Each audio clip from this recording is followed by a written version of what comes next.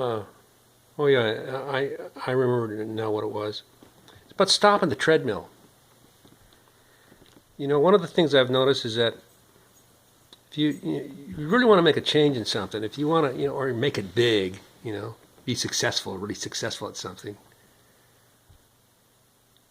If you're really after, especially material gain. But this would work spiritually too as well. You got to stop the treadmill. That means that you got to find the treadmill. You got to find what everybody's doing the same. This is an old actor's trick, by the way.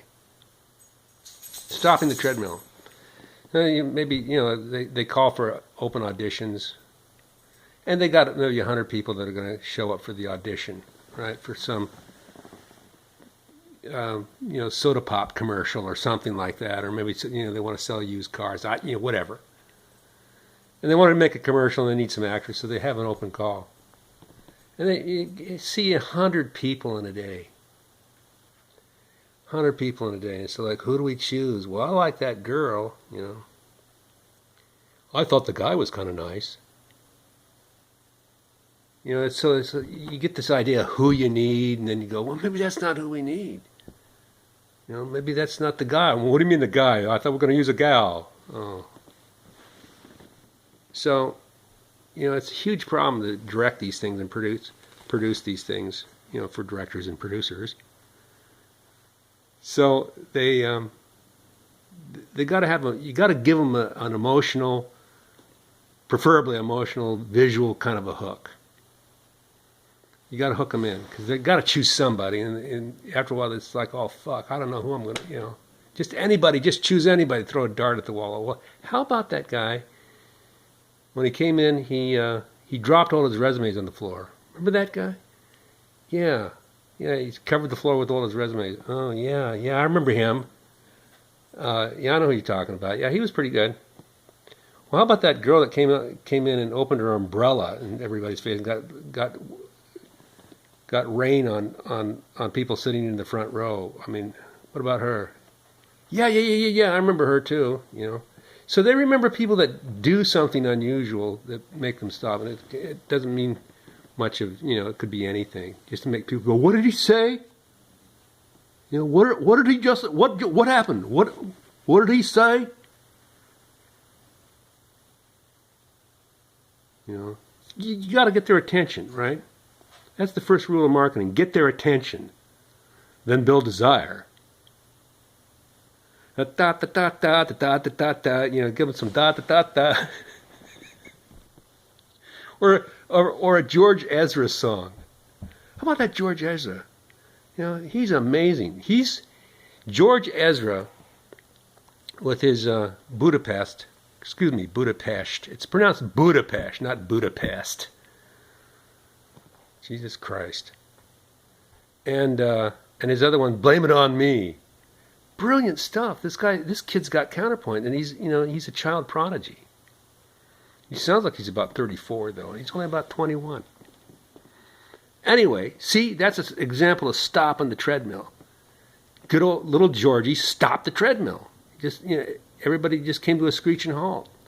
That kid's got potential. He's going to be one of the. If he keeps doing that stuff at that level, those two songs, "Blame It On Me" and Budapest,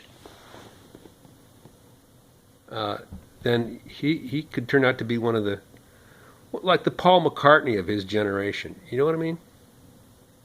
Is that an Elvis Presley? No, obviously not Elvis Presley, but not that I don't love Elvis Presley. I I thought Graceland was fantastic.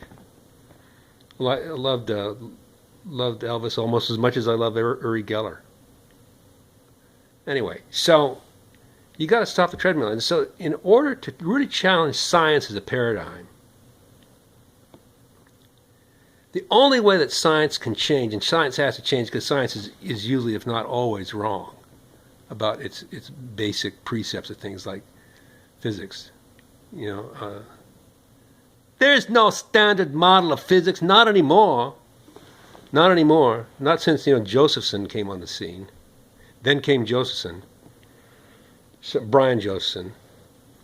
Joseph was the guy that came up with the Josephson effect, and he's the guy that invited me to the Cavendish laboratory to give my dissertation on supramolecular chemistry in the homeopathic remedy. Josephson is probably, the world's greatest scientist of all time. Well, maybe for this century, okay? Maybe he wasn't last century, but I think so far he's got it this century. World's greatest scientist. Try this angle. Oh, that doesn't make my eye look too good. That's better. So for science to progress, it really has to stop the treadmill. And that's, I think, about to happen in pharmacology. Pharmacology is the study of pharmacy, right? Study of pharmaceuticals, study of drugs. And this treadmill is about to be stopped on the pharmaceutical industry. And this is where you make a lot of money, is finding out, hey, when the treadmill's going to stop, man, and betting on that. Put your bet on the treadmill stopping at some point. If you can start to foresee this stuff, you can become incredibly rich and wealthy and wise, too. If you can see something coming. They say in the stock market, if you can see something coming just a millisecond ahead of everybody else, whew, trillions in your pocket. Yes, sir. So this is a little study on on stopping the treadmill, how to see it coming for the pharmaceutical industry. Okay. Right now, the pharmaceutical industry is pretty much focused around they build their campfire, and they all crowd around it, and the campfire here is basically synthesized molecular chemistry.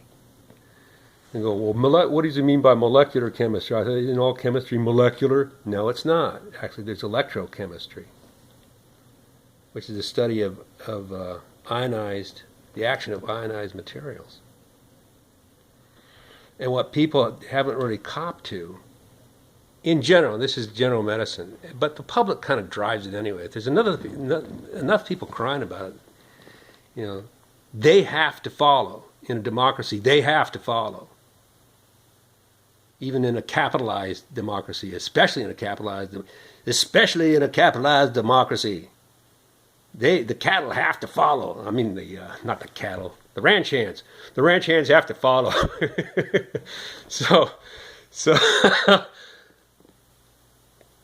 their treadmill is about to stop with ionized chemistry. There's 4 phases of matter. I'm going to have to make this point repeatedly. And for the most part, the synthesized pharmaceutical syndicate is a treadmill on the first 3 phases of matter. They don't know jack shit about it, or they don't really know how to handle, put it that way. Because I suspect they know more than they let on. But they haven't really found a way to openly use these things, because it's kind of an unregistered scale, if you know what I mean. Metrology is a nightmare, and this is an unregistered scale.